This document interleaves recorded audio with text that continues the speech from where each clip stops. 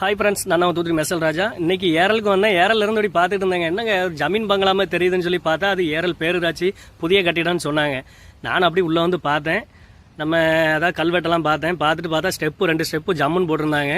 அதுக்கப்புறம் உள்ளே போய் பார்த்தா பெரிய ஹாலுங்க. ஆனால் அழகாக பண்ணியிருக்காங்க. உள்ள கிரானைட்லாம் போட்டிருக்காங்க. நல்லா செலவு பண்ணியிருக்காங்க உள்ளக்க.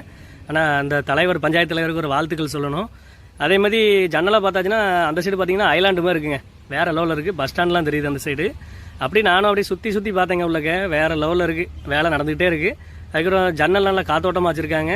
அதுக்கப்புறம் எட்டி பார்த்தாச்சுன்னா ஏங்க கூமாப்பட்டிக்கு வாங்க அதே மாதிரி இருக்குங்க பார்க்குறதுக்கு. அதாவது பஸ் ஸ்டாண்டு உள்ளக்கெல்லாம் குளிர்ச்சியாக இருக்குது. அந்த இடத்த பார்க்குறதுக்கு நல்லா இருக்குது. அதேமாதிரி கடைகள்லாம் இன்னும் கொஞ்சம் மீதி உள்ள இடங்கள்லாம் கட்டிகிட்டு இருக்காங்க. அதுவும் வேலை வேகமாக நடந்துகிட்டு இருக்குது இந்த சைடு.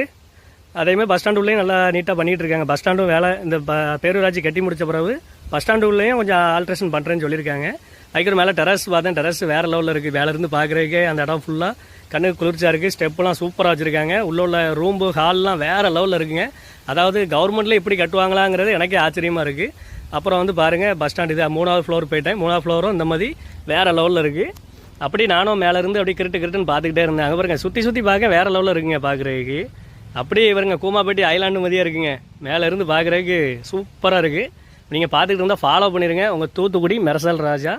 அதேமாதிரி இன்ஸ்டாவில் பார்த்துட்டு இருந்தீங்கன்னா ஃபாலோ பண்ணுங்கள். யூடியூப்பில் பார்த்தா நீங்கள் சப்ஸ்கிரைப் பண்ணிடுங்க, லைக் பண்ணிடுங்க, முக்கியமாக ஷேர் பண்ணிடுங்க. உங்கள் தூத்துக்குடி மெர்சல் ராஜா. அப்படி நான் மொட்டை மாடிக்கு வந்துட்டேன். மொட்டை மாடியிலேருந்து சுற்றி பார்ப்போன்னு பார்க்க வேறு லெவலில் இருக்குங்க. ஏங்க எங்கள் தூத்துக்குடி மாவட்டம் ஏறலாம் பாருங்கள் அப்படி சொல்கிற மாதிரியே இருக்குது. முக்கியமாக ஃபாலோ பண்ணிடுங்க. அடுத்த வீடியோ உங்கள் ஊர்லேருந்து போடுறேன்.